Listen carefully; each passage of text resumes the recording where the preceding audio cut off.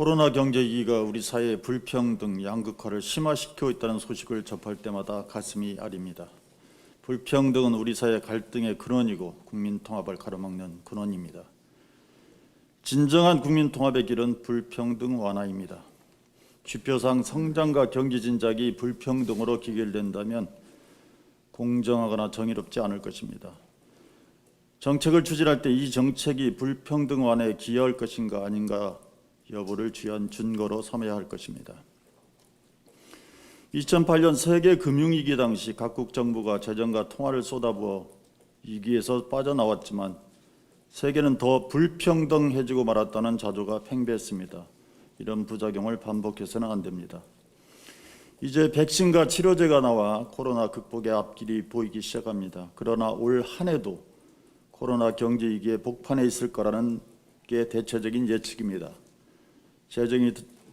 재정이 적극적 역할을 떠맡을 수밖에 없는 상황입니다. 재정의 확대 정책을 쓰되 적정한 고통 분담 방안도 함께 모색했으면 합니다. 여력이 있는 기업과 안정적인 소득을 올리는 사람들이 고통을 분담하겠다는 자세가 어느 때보다 필요하다고 봅니다. 가계빚이 GDP의 100%를 넘었습니다. 금리가 싸고 시중에 역대급 유동성이 흘러다니는 상황이라 투기로 돈 벌겠다는 탐욕과 어우러지면 자칫 큰 문제가 될 수 있습니다. 금융통화당국이 한시라도 긴장의 끈을 놓치지 말아야 합니다. 부동산 시장의 안정이 무엇보다 중요합니다. 투기 수요가 아닌 실수요자 중심의 정책을 중심으로 하면서도 현실성 있는 정책, 중단기 대책을 통해 집값과 전월세를 안정화시켜야 합니다. 올해부터 국민 취업 지원제도가 실시되고 전 국민 고용보험제도가 착수됩니다.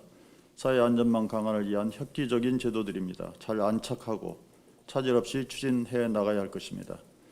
높은 문화의 힘은 포용적인 성장과 국민 통합의 바탕 위에서 꼽힙니다.